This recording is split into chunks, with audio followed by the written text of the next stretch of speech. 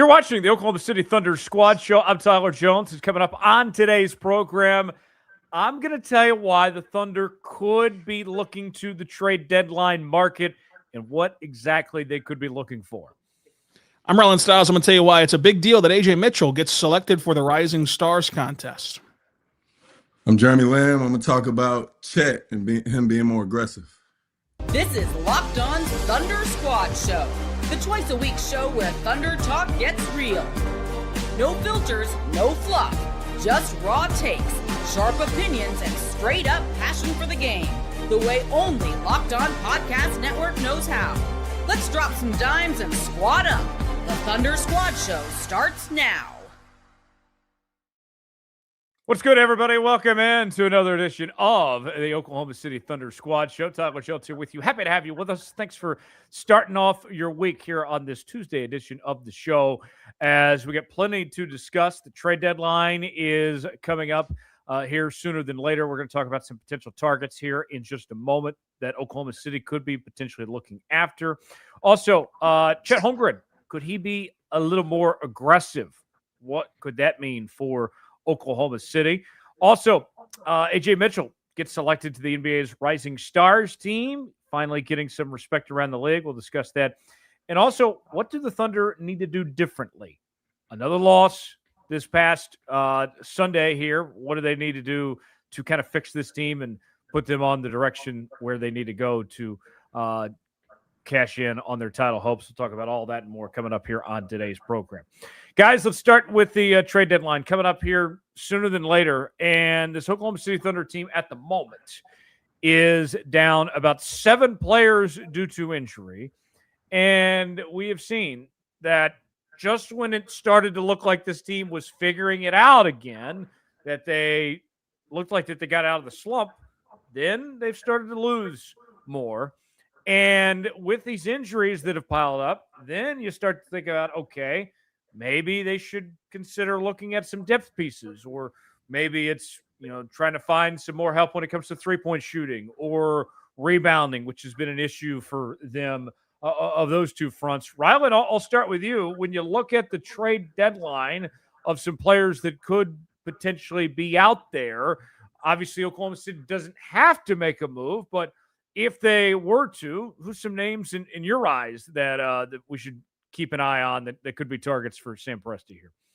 Yeah, they're not going to make any moves that wow anyone at the deadline, but they can make a move to get some insurance in the building. Something like a Kevin Love out of Utah, who's, of course, a veteran. Everybody knows Kevin Love as a guy who can soak up some minutes in the regular season, can really knock down from three. And like the idea for Kevin Love would be to bring in a guy who, starting on February 5th through the end of the season, he can really allow you to put Isaiah Hartenstein in a very comfortable position when it comes to resting down the stretch of back-to-backs, 3 games in 4 nights, even whenever he gets healthy, not overextending him.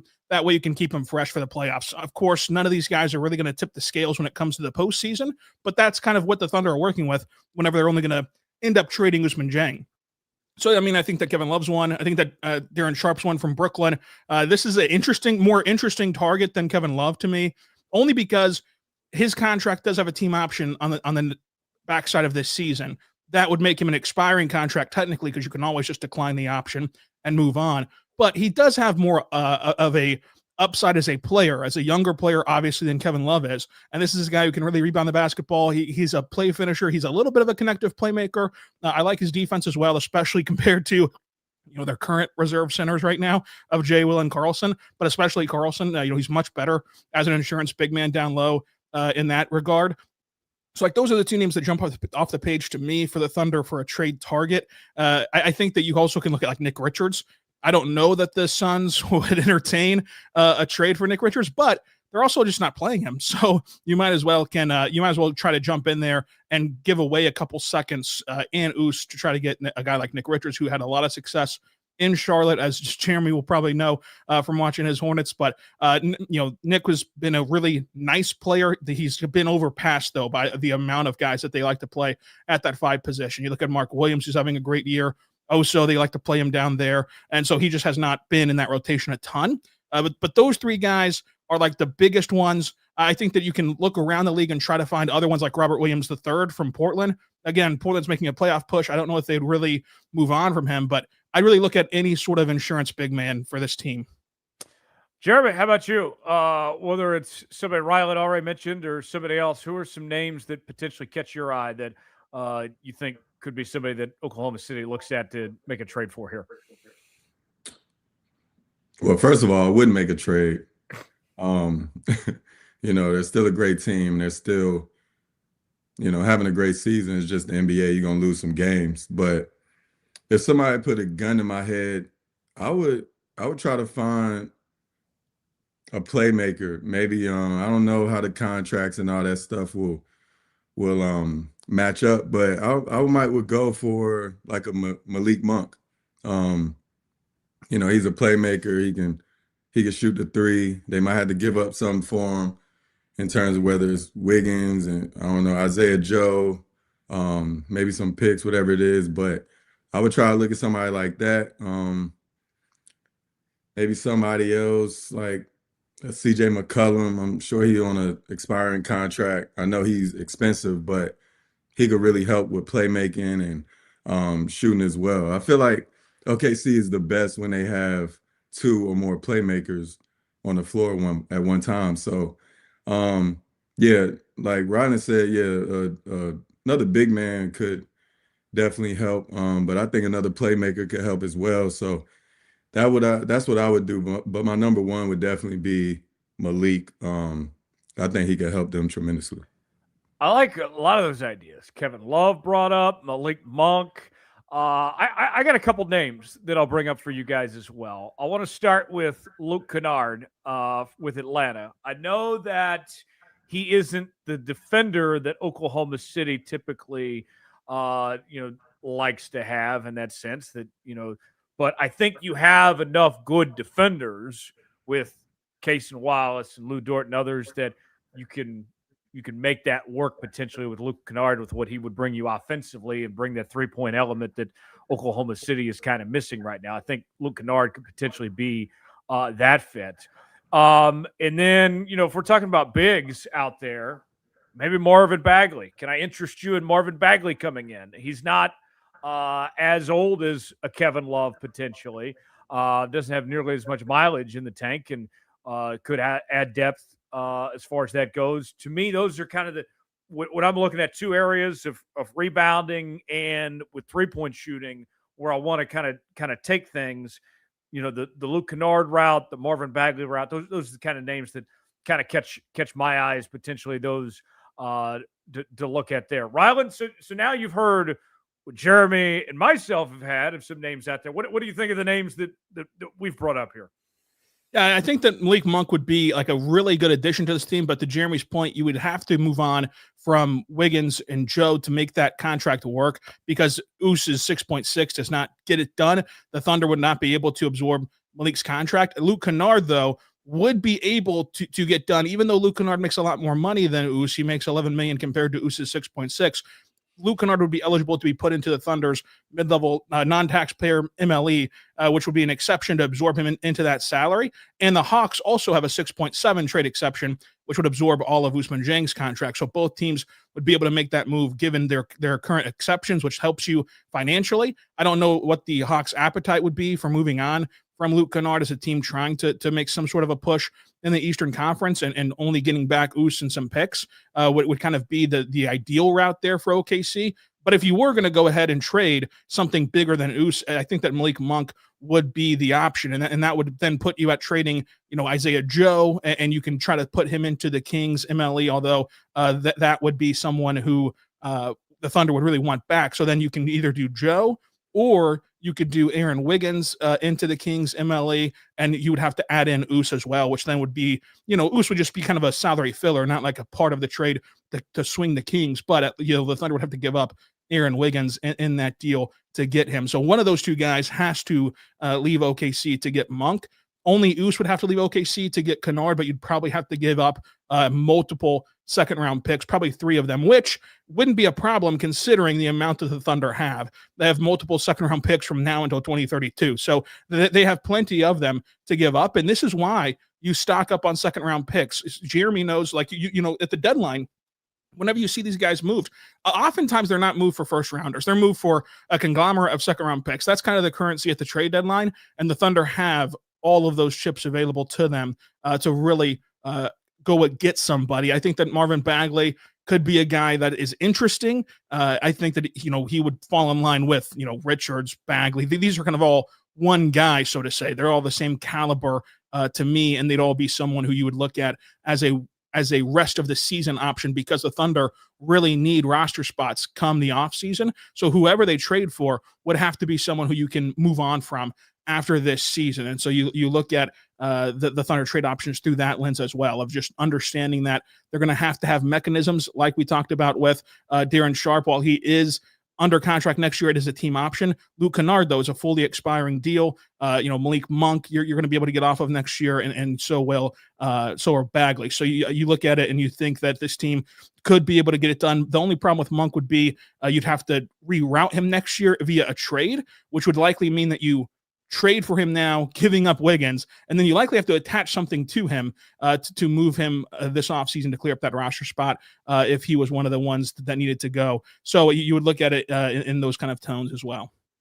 One thing I think about, guys, is a couple years ago at the trade deadline when Sam Presti made that trade for Gordon Hayward. And, obviously that did not work out. That was a mistake by Sam Presti. And then later that offseason, Sam owned it. He said, I messed up. That's on me. That was poor judgment on my part. That's not a trade I should have made. But then you kind of look at the situation, what unfolded. What's different now, Jeremy, I would say, about when Sam made that trade back then, as opposed to the situation Oklahoma City finds themselves in now, is Sam and everybody was still kind of learning who this Thunder team was. And they were 2 years younger, obviously, than they are now. Bringing in a veteran like Gordon Hayward seemed to kind of make more sense, as opposed to maybe the situation they're in now, where they know these guys, they've won a championship before. Like they aren't looking for that necessarily veteran presence like they were before when they brought in Gordon Hayward at the deadline a couple years ago. Yeah, when they brought in Gordon Hayward, I mean, you win some, you lose some, and you got to make tough decisions at times. You got to take risks. And when he made that trade, I thought it was good. It seemed like at that time Gordon Hayward still had some in the tank to give, and he was older, but he was that type of player. If you get him on a good team or around some other good talent, that he could still be able to play. And it just didn't work out. So in certain times, you definitely got to make the tough decision. But in terms of, like you said, that was a different time back then. Now, they're coming off a championship. They know they can do it. It's just their biggest hurdle right now has been, health. You get somebody in, and then next thing you know, they're out. Or you got the whole team and look like, oh, they're about to be back full strength. Now they can hit their stride. And then a couple more people go out. So they're still learning their team right now, but you got to just stay the course. You lose a couple, but at the end of the day, if you look at the big picture, they'll be fine if everybody get healthy and they're able to go in the playoffs, feeling good. So I wouldn't panic, but it is a different time. You definitely look at the options. You don't just not answer the phone. You can look at the options at what people are saying, but know what you got, and give these guys a chance to defend their title. They've worked for it. They've earned that right. And I think that's what eventually will end up happening. So, Rylan, let me ask you this. Last thing on this topic here. Got the game against the Pelicans tonight. T-Wolves coming up on Thursday. Nuggets on Sunday. Magic on Tuesday. And then the Spurs on Wednesday, back-to-back, before the trade deadline, obviously, with all this. And some tough opponents, might I add, in that stretch as well. Whether it's just the quality opponents that you're facing, playoff caliber teams, or seeing how this team looks with the injuries they're dealing with, or other injuries, knock on wood, that could pile up. How important do you think these next 5 games are to determining whether or not Oklahoma City makes a move here, Rylan?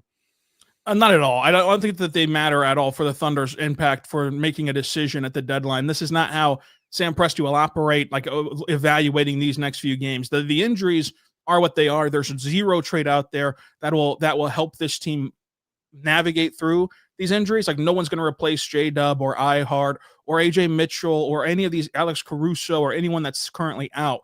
So your game plan would have to still be the same. You don't want to make a panic decision, so to say. And that's not how the Thunder will operate. I mean, you look at every trade, including the Gordon Hayward trade, which they missed on from the standpoint of thinking that Gordon Hayward could provide them anything on the court, but they didn't miss from their thought process of clearing up those salaries. If you remember that trade to get Micic out of there, to get Trey Mann out of there, those salaries combined to get you an expiring contract in Gordon Hayward is the only reason why Isaiah Hartenstein is in Oklahoma City, which was the primary reason why they made that trade. It was not really even about Gordon Hayward. They just thought, hey, as well as getting that done, Gordon Hayward might be able to help this team, and he ultimately couldn't, and ultimately retired at the end of that season. So I don't think that the Thunder will do something dramatically different from what they plan to do today if they were to lose every single game from now to the deadline, or if they were to win every single game from now to the deadline. Their plan today will be their plan on February 5th, and I think that their plan today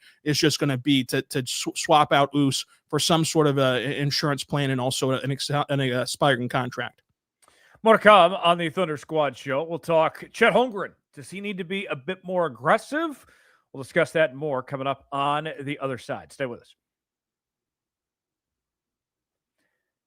Tax season doesn't have to take over your life. This year, TurboTax is making it easier than ever to just hand things off and move on with your day. With TurboTax full service, you can have your taxes done for you by a trusted local expert, start to finish, without the stress or guesswork. Instead of spending hours trying to figure out forms, you can meet with a local TurboTax expert in person or connect online. They handle everything from W-2s to self-employed forms and work to get you every deduction. You can upload your documents, go about your day, and get updates right in the TurboTax app. It's a huge time saver and gives real peace of mind knowing an expert is handling it. For a limited time, you can have your taxes done by a local TurboTax expert for just $150 all in. If a TurboTax expert didn't file for you last year, just file by February 28th. Take taxes off your plate and get back to your life. Visit turbotax.com/local to book your appointment today. We continue here on the Oklahoma City Thunder Squad Show. Rylan Stiles, Jeremy Lamb, Tyler Jones back here with you now. Thank you for making the Locked On Thunder podcast your first listen of the day. And thank you for making Locked On the #1 sports podcast network. If you haven't already, go check out the all-new Everydayer Club. Access to an ad-free audio feed at Locked On Thunder podcast, compatible with Apple Podcasts, Spotify, and every other major podcast app. An invite to the members-only Locked On Everydayer Club Discord server, which includes a group chat just for listeners of this show, where you get to hang out with Rylan. All you got to do, my friends, is head to lockedonthunder.supercast.com or tap the link in the show notes to learn more. Check it out there, and you'll be glad you did. All right, guys, let's talk about Chet Holmgren now. And, you know, you look at the last 2 games. Thunder lose to the Pacers, lose to the Raptors, back-to-back games. It was a bit surprising, to say the least. And you had in that game against Indiana, Chet played pretty solid, 25 points, 13 rebounds. And then against the Raptors, a team that is gaining a lot of traction. I'm hearing more and more people talk about the Raptors' chances of potentially making a deep playoff run. Was not a great night for Chet. Just 11 points, 5 of 10 from the field, 0 of 3 from 3. Did have 10 rebounds for that double-double. And one talking point was that he kind of lacked aggressiveness, and that, you know, potentially they could need more of that with not having iHeart out there, with playing this smaller lineup. And with that said, Jeremy, I'll start with you here. Do you think we need to see Chet be a little bit more aggressive here with his game right now? At times he can. The thing about this team, they haven't always asked him to come out and score 25 points a game. He's been more of, one night he might have 10 blocks, one night he might have 30 points, but he's made an impact not just on the offensive end. So now with a lot of people out, or in and out of the lineup, like Wiggins, he's in sometimes out. You got people that's been out. Yeah, he got to be aggressive, but I would like to see him learn his game a little bit more. And I feel like he plays with his back to the basket a little too much. I think with his slim frame, um, facing up, it gives him more opportunity to do things. He can pump fake, he can jab step, he can shoot right over you. Like when he has his back to the basket, it gives people a chance to be more physical with him. Um, and he only has one option, and that's turn around and shoot it when he got so many other weapons that he can use just facing up a little bit. So um, I like when he's aggressive, but I like when he's doing more of facing up and just making the game easy. If he's trying to back down somebody that's stronger, even though Chet might be more talented, he's making it easy on the defense just because he's taking away all his weapons. So if he could face up more and just be more assertive when he does have the ball, that's what I'd rather see rather than him just coming out shooting a lot more and trying to make it look like he's being aggressive. Rylan, in your opinion, with the Thunder as banged up as they are, Jalen Williams specifically, not being in the lineup, what would you like to see more out of from Chet Holmgren right now in his game? Yeah, it's interesting. I think that there are times where he could be more aggressive. But I also think that his game, like the stuff that we've been praising him on throughout the course of this season that's led to a larger offensive leap for him, has been through play finishing, through being set up by Ajay Mitchell, J-Dub, SGA. And now there's only one real table setter to help him get to where he needs to go to get to his spots and to finish plays as a scorer. He's not a very good creator right now. His handle's a little bit too loose, and that's something that's going to remain the case tonight and moving forward until he can have another offseason and another season, and as he progresses in his career to work at that. I think that there is some limitations to how much he can do night in and night out as a play finisher without guys around him to help him get there, to help him get to easy opportunities. But he certainly can be more aggressive around the rim, as we've seen the last couple of nights. Again, Friday he was awesome, getting putbacks and hanging out around there against the Raptors. Not so much. The Raptors, though, as Jeremy and I mentioned on the squad show on Thursday, great defense. They had great length, great size. They're top 4 in the league for a reason on that end of the floor. So it's not as though Sunday's affair should have you panicking whatsoever about Chet Holmgren, but there is more on his plate right now, and this is a big opportunity for him to come out and make some statements, including tonight against New Orleans, to avoid OKC's first 3-game losing streak since 2023. But then, like you mentioned, Tyler, the schedule coming up, there's going to be a lot of marquee games on this calendar where he's going to have a larger role than what we've previously seen, that he can really bolster his status and respect around the NBA if he can go out there and perform. So I think that the biggest thing would be he's got to get the 3 ball falling for him. That can open some things up. He's been a lot better really since Christmas of shooting over the top of guys. Got to see those shots go in. And if he does those things, then he'll fall in line to a really good role as a player for this team. But you've got to see everybody take a step forward. Like every night so far, the last 2 nights. On Friday, it was Shea and Chet, and they just could not get help from anybody else. On Sunday, it was Shea and Lou, and Kenrich pitched in, but other than those 3 guys, you did not get enough offensively to win that game, a game in which you held your opponent to 103 points, and you still just could not get that win. I think that you look at it, it's going to really take a team effort to overcome all of the absences on this team. So we mentioned 3-point shooting. Rylan did there. And I was just doing some quick research. The last time that Chet Holmgren this season shot more than 6 3-point attempts in a single game was back on October 25th at the Atlanta Hawks when he was 6 of 8 from 3-point range, and he had 31 points in that game, which was the most points that he scored in a single game all season, was back on that game there. And you look at kind of the numbers of what he's done most of the time, a heavy 3-point shooting night for Chet is 4 or 5 3-point attempts. And we know that he's a good 3-point shooter. I know that he's having to do more inside with no iHeart there, but Jeremy, would you like to see more of that 3-point game in his offense, in his shooting? Because we know that he can make those outside shots, but he's not taking a lot of them, it seems. I mean, yeah, I mean, I like the attempts that he's getting, because scouting report is probably, we're gonna live with that. We'll live with the 3. Just because I know me, when I'm watching the games, if he's shooting it, then if he's shooting a 3, if it goes in, sometimes I'm surprised. Sometimes I'm like, oh, that looks good, and it misses. Like, I don't know if he's gonna make the shot.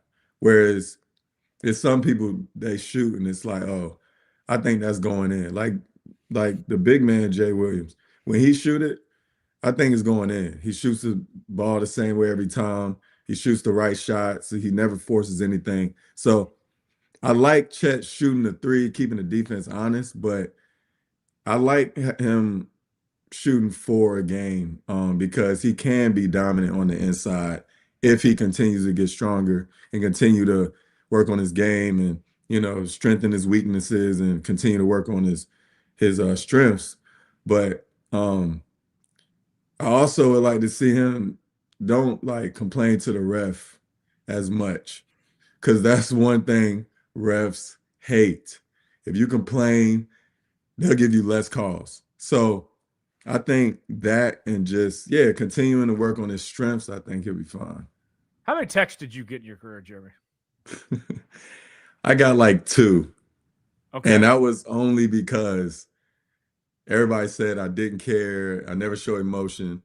And I was like, I'm going to get a tech this game. And I tried my hardest to get a tech. And it felt good.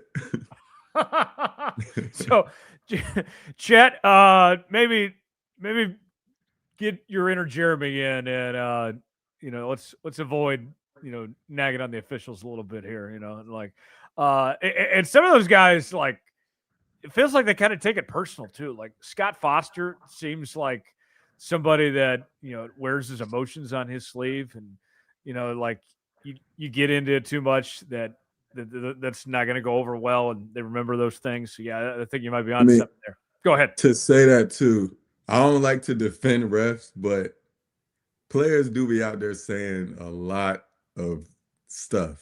So I can understand why some refs be like, yo, I'm not having this, or I gotta ref this guy tonight. Like, they legit hate some people. And they probably hate Lou Dort. He be so physical with people, but it's like they can't call it every time. People like that, it's hard to ref.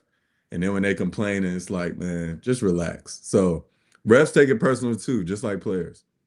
Well, I mentioned Scott Foster. Jeremy, from your observations, is the Chris Paul, Scott Foster feud real from what you've seen?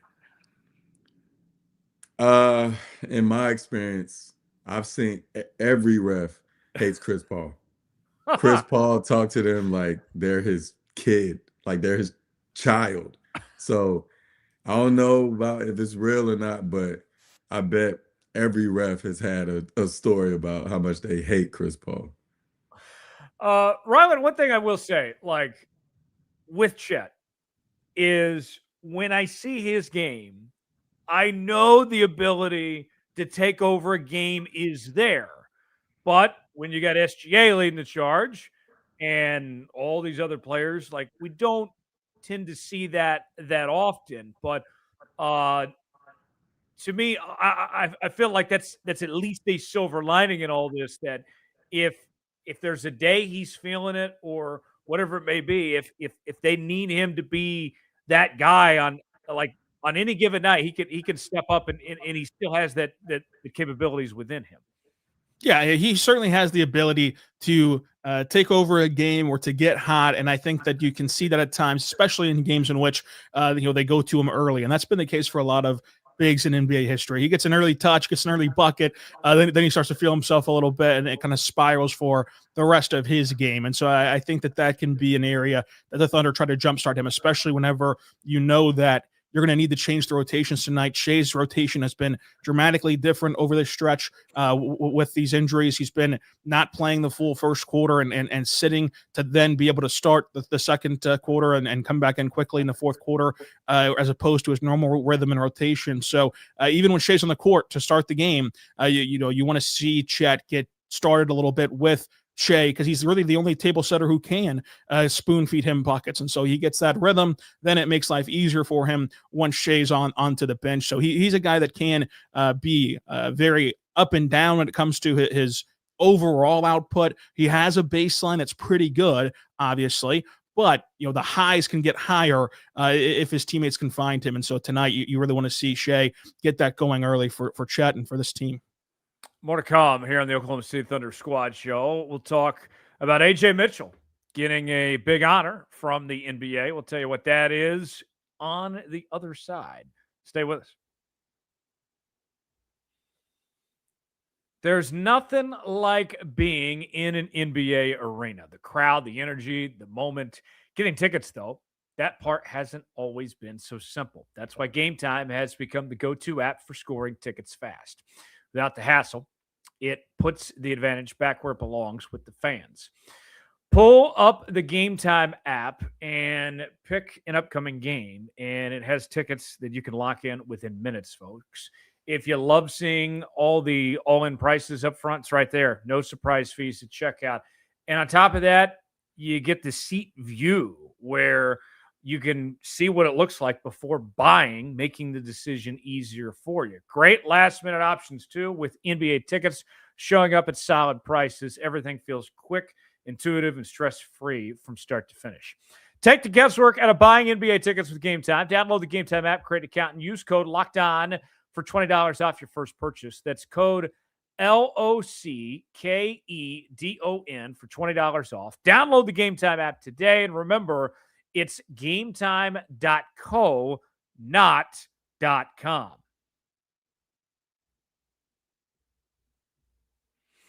Welcome back to the Oklahoma City Thunder Squad Show. Tyler Jones, Rylan Stiles, Jeremy Lamb back here with you now. Ajay Mitchell finally getting some love around the NBA as he has been selected for the 2026 NBA Rising Stars game. A big honor for him to get that, and he'll be a part of All-Star Weekend. And Jeremy, let's start with you here. Ajay Mitchell,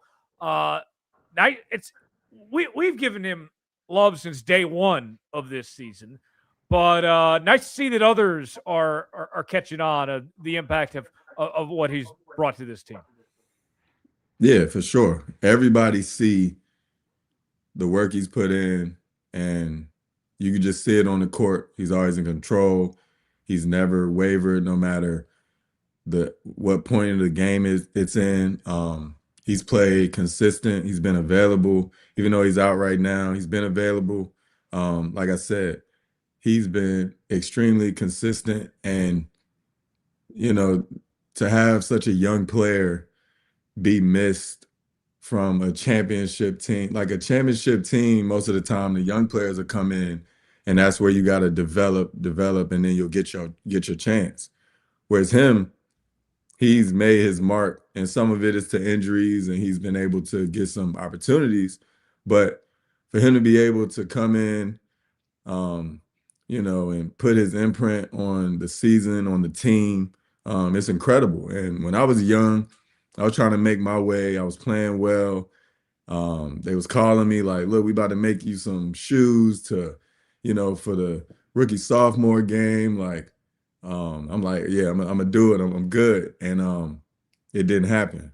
That's when I realized, like, you could be playing well, but it's still extremely hard to do. So to see him be able to get noticed and recognized, and he'll be able to, represent OKC, the organization, himself, his family, during that time is special. And so congrats to him.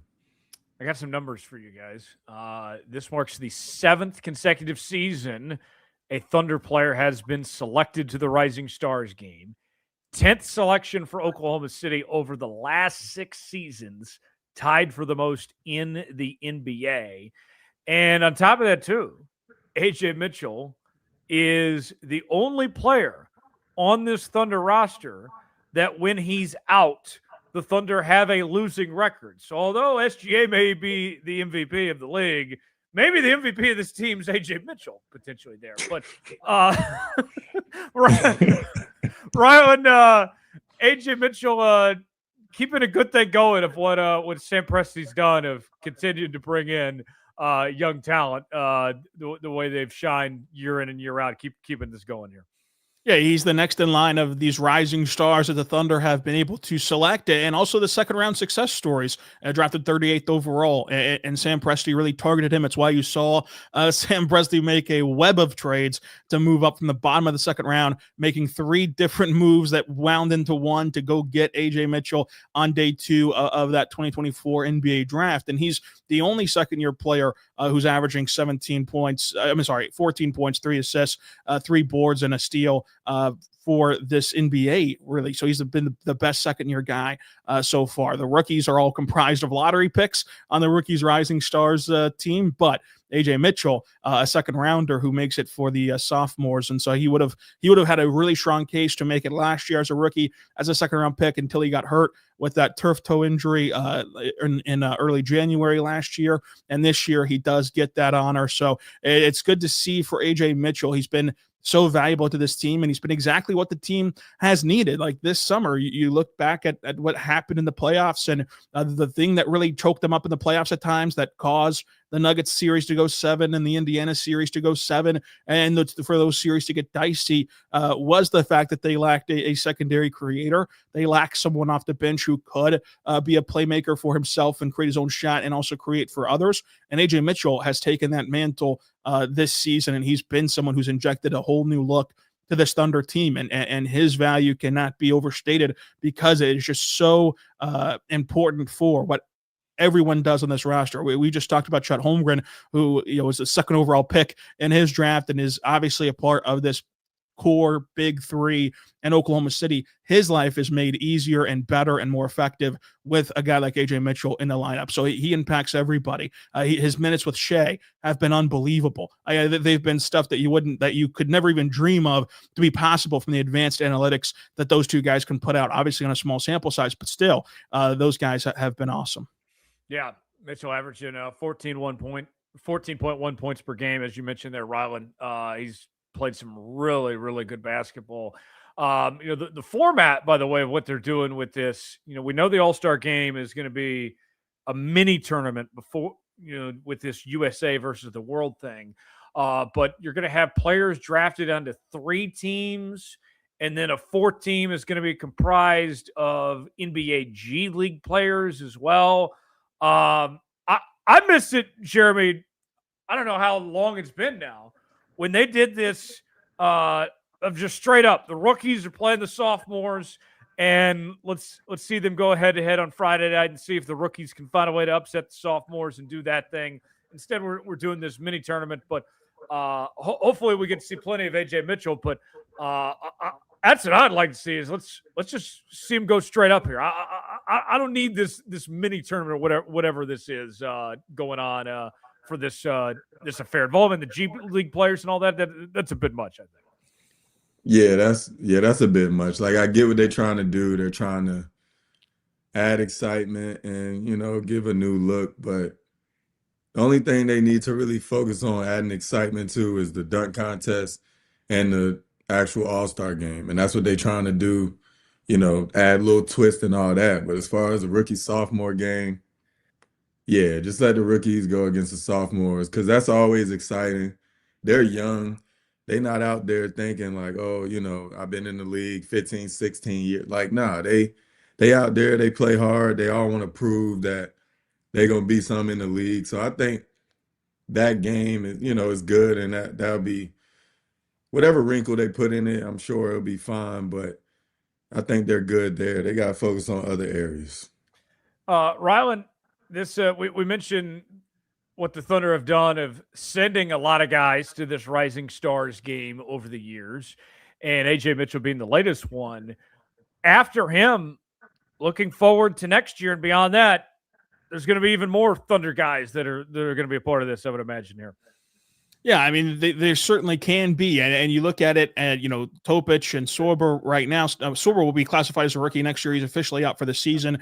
We'll see if Topic gets to play in any action this year to make him a sophomore next year. But those are two guys who could enter the field. And on top of that, you're going to have that Clippers pick, which right now sits at 11. You're going to have that Philadelphia pick, which sits at 17. And then also the 26th overall pick from Houston. You can also combine those picks and move up. You can trade out of some of those picks, whatever the case may be, but you're going to at least walk away with one really good draft pick in this year's draft. And you're also going to see this roster change come June and July, whenever this team has to make decisions on Isaiah Hartenstein and they have to make decisions on Lou Dort, Kenrich Williams. You're going to see some opportunities open up. So I think that next year the Thunder will continue this streak in some capacity, whether it is Sorber, whether it is Topic, or whoever they draft in this loaded 2026 NBA draft, which is has a lot of great players in it.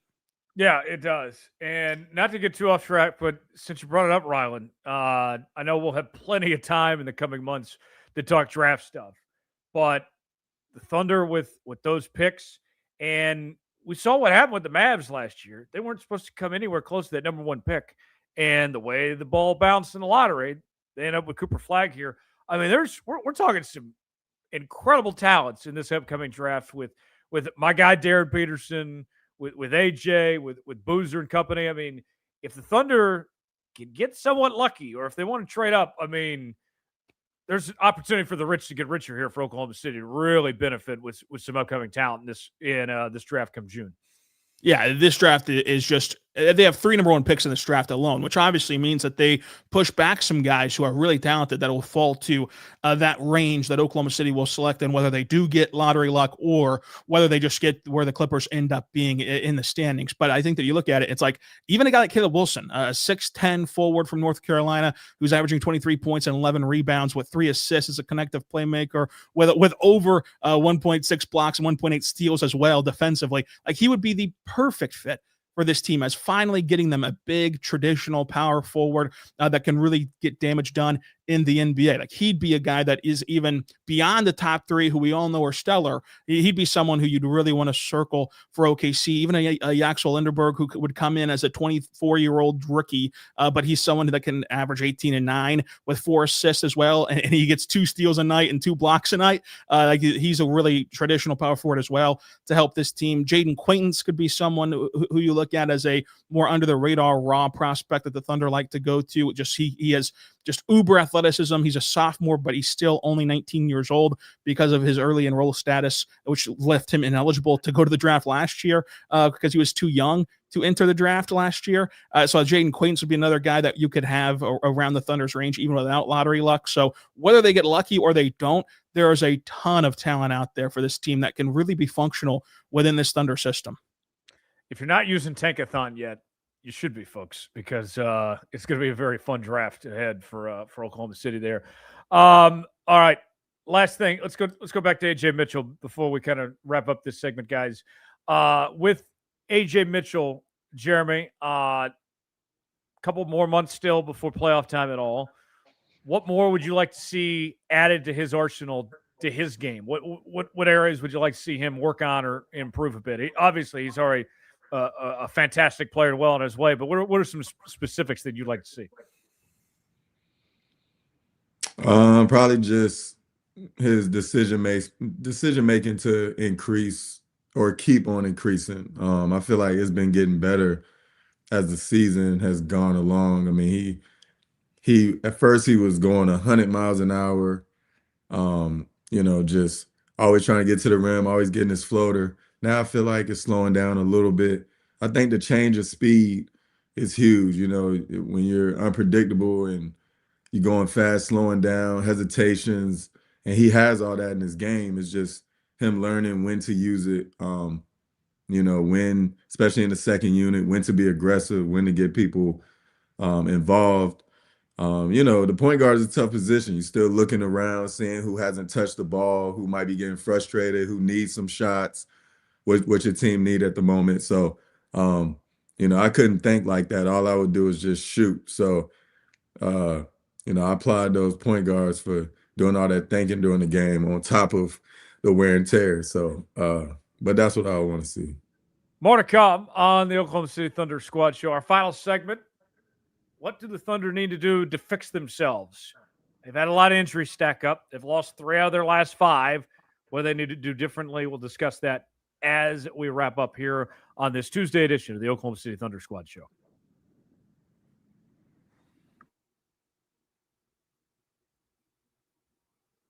Final segment. Rylan Stiles, Jeremy Lamb, Tyler Jones back here with you now. Thanks for hanging out with us here on the Locked On Podcast Network, the #1 sports podcast network on the planet. And guys, the Oklahoma City Thunder have not played their best basketball as of late. When we left you on Thursday, our discussion was, have they turned a corner, as they had won, I believe it was 6 out of their last 8. I believe was when it left you on Thursday. And since then, they have now lost 3 out of their last 5, with a loss to Toronto on Sunday, 103-101. That came down to the very end. Friday night was a bit of a surprise of not only losing to one of the worst teams in the league in Indiana, 117-114, but also the fact that Chet scored 47 points in that game, and they still lost that. But nonetheless, with where this is at, I know that it's not panic time by any stretch of the imagination. The Thunder still have a 5.5 game lead on everybody in the Western Conference. But when you look at some of the specifics, Jeremy, I'll start with you here. What are some of the things the Thunder need to do to fix themselves, to get back on track, to play the basketball that we know and love that they're capable of? I mean, it's tough to say because they haven't had their full team all year. So when you're in and out, and they had the mindset of plug and play, and they felt like next man up, and it looked like injuries wasn't a problem. But now they have all their playmakers out except for Shea. It makes it tough. And then sometimes now there are no playmakers in there because everybody's hurt. So that would be one, but just trying to get back to everybody knowing their role. Right now with injuries, it's tough to play your role. You got Lou Dort bringing it up now more. You got Case and Wallace bringing it up more. Like, they can do it, but that's not what they're accustomed to. That's not their strength. So, they're trying to get healthy, but hold down the fort until you can get your team back, and then hopefully it's not too close to the playoffs, and people can start playing their natural positions, playing their natural roles, and they can find some chemistry and just try to get their chemistry back as a team. But they won't be able to do that until everybody can get healthy. They get back on the court. They're able to get some practices in and just build, because they're still a young team and everybody don't know every lineup. So if you look at it, by the end of the year, they'll be able to, you won't be able to say come playoffs, 3 people get in foul trouble. We're not going to look at the game and be like, man, we never seen this lineup. They're going to be able to play with a lot of different lineups. So I think it's a light at the end of the tunnel, but they just got to get everybody healthy and they'll be fine come later in the season. To Jeremy's point, Rylan, when it comes to the injuries, we mentioned that they've been banged up all year with everybody except pretty much SGA. At this point, here we are. January's almost up. February's around the corner. Rylan, is it a reality that we pretty much have to accept at this point for the Oklahoma City Thunder that they're probably not going, in all likelihood, they're not likely going to have everybody healthy come playoff time, that this is going to what we're seeing now is probably likely going to continue of next man up by committee, just who's available at this point? Is that a reality yet you have to accept by now?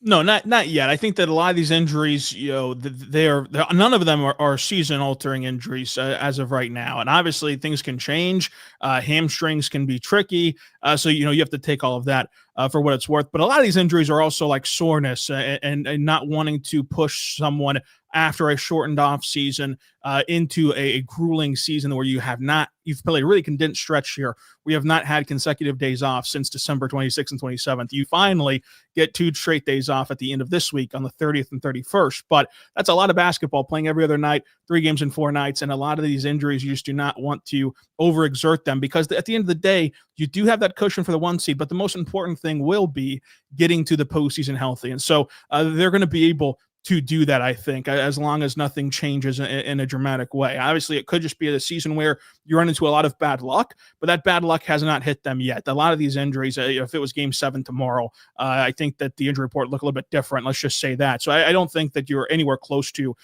thinking that this team would be shorthanded come April until further notice. Okay, that's good to know. It's a great point there, Jeremy. The 2 things that everybody keeps pointing to when it comes to flaws or weaknesses with this Oklahoma City Thunder team is 3-point shooting and rebounding. Which of those 2 is more likely to be fixed or more likely to improve, in your opinion? Is it the rebounding or is it the 3-point shooting? Definitely rebounding. Rebounding, and sometimes it's size, but a lot of it is energy and effort. If everybody decide we don't care how big they are or whatever, we're going to put a body on, we're not just going to go to the rim or go try to jump over somebody. No, we're going to hit our man first. That can be fixed. You're going to give up some offensive rebounds when you're playing small, but, it's been times you give up 3, 4 straight offensive rebounds. You can't have that happen. So I would say that would definitely take a jump, especially when you get in the playoffs, you playing for something, the energy, your adrenaline pumping. It's a different feel when you can do something special. So I would say that the 3-point shooting, they had problems with 3-point shooting last year, but defense wins championships. So they could have great 3-point shooters out there, maybe 2 or 3 more, but they wouldn't be getting those stops. So I think, and even last year, 3-point shooting was a problem, but Lou Dort came through with big 3-point shots. Kaysen still knocked down some 3-point shots. Shea gonna hit a couple. Chet is continuing to get better from 3. So they have good 3-point shooters at times. It's just inconsistent, but as long as they stick to their work and keep going hard on the defensive end, they'll be okay, not being sharp shooters. So I wouldn't worry too much about shooting unless they just going 0 for 20 or shooting 10%, 15%, then it's like, all right, come on. But I think they'll be fine from the 3-point line, and definitely from the board's perspective, they'll be all right. Rylan, you're around Mark Daigneault more than any of us here. You hear what he's saying all the time, and see him in practices and press conferences and all that. What's whether it's stuff you've heard from him directly or kind of hearing behind the scenes, what's kind of the messaging to this team of where they're at right now, and some of the things that you've heard that Mark's pointing to of what he wants to see from these guys?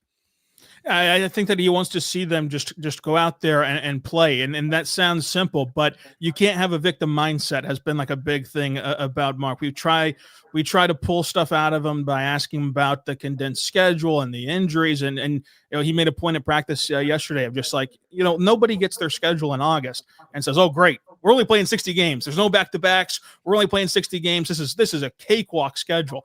Everybody has to deal with a stretch like this, and everybody has to deal with injuries. And it's about how you respond in those moments that are going to forge who you're going to be at the end of the day. So you want to roll the ball out there today. And yeah, you're shorthanded, but you want to give out championship level effort. You want to give out championship level competitiveness. You want to see guys step up, in bigger roles at a big opportunity for them. Look, beating the Pelicans is not a big win on face value, but beating the Pelicans, if it comes at the expense of, hey, Wiggins had an awesome night scoring the ball, Isaiah Joe was lights out from three, they really hustled and gobbled up a lot more rebounds than you would have expected them to. If you do those things, then all of a sudden tonight does become a big win and a big kind of plant your flag moment for this team's resiliency. So I think that that's kind of been what this team is looking for during this stretch, with the obvious being that, like, you know, this has been difficult, but if they make one more shot against Toronto or one more shot against Indiana, they're 2-0, and we're talking about how gutty and gritty and tough this team is. So they're not going to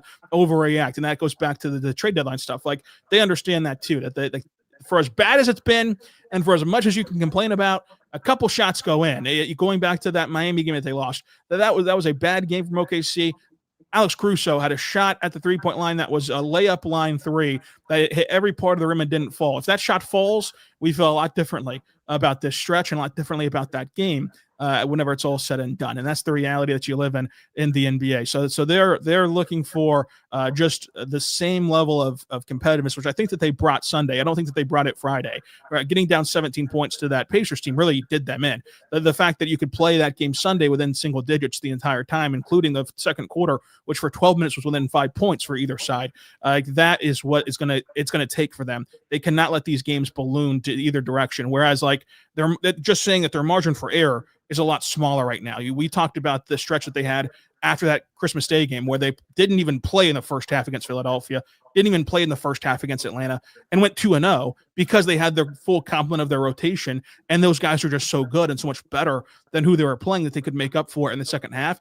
The current roster is not that right now. The current available players cannot afford to do that. So you need to see them play 48 minutes of hard-nosed basketball, and I think that I agree, Jeremy. Like, the rebounding thing, at least there's a problem solver there. Isaiah Hartenstein coming back will address the rebounding. Now, this Thunder team's scheme is to surrender offensive rebounds. They don't even try for offensive rebounds off their missed shots because they prioritize transition defense. So there's always going to be some of that math done there where the Thunder are not going to be some dominant rebounding team, but Isaiah Hartenstein will, of course, rise the level of how they can get stops on the defensive end with his rebounding ability. Whereas three-point shooting, that's just a problem. Like, there's no one that's going to save them from three. They're a streaky three-point shooting bunch, and either they're going to have a hot stretch during the playoffs or they're not. Last year, they were 13th out of 16 teams from three because they all just had a cold stretch stands for Alex Caruso, but they still won a title because they did everything else the right way. I think that the three-point thing just can't be fixed because it's a legitimate flaw of this team,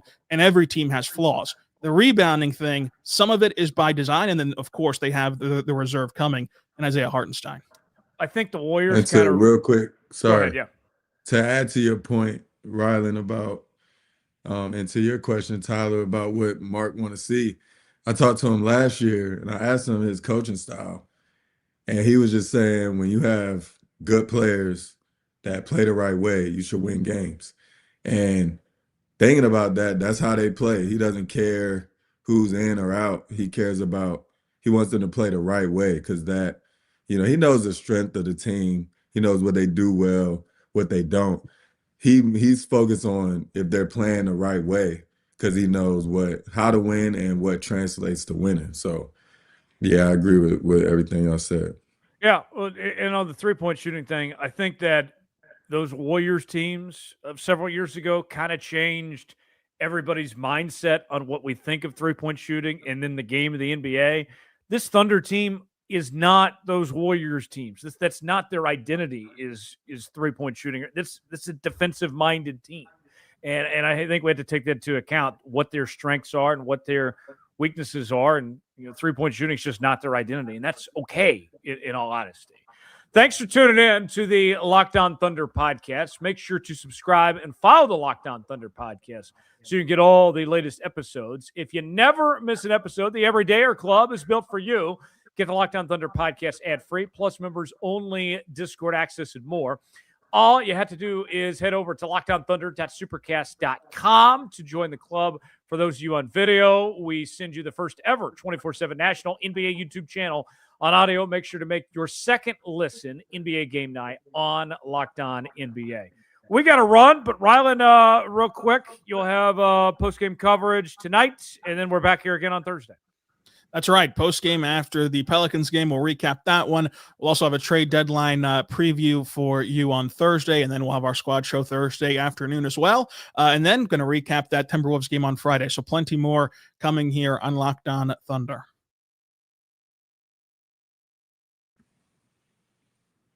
But this has been a great show. Jeremy, I appreciate our time getting the pod together. As always, folks, and until Thursday, be good and be good to one another. Yeah, be good.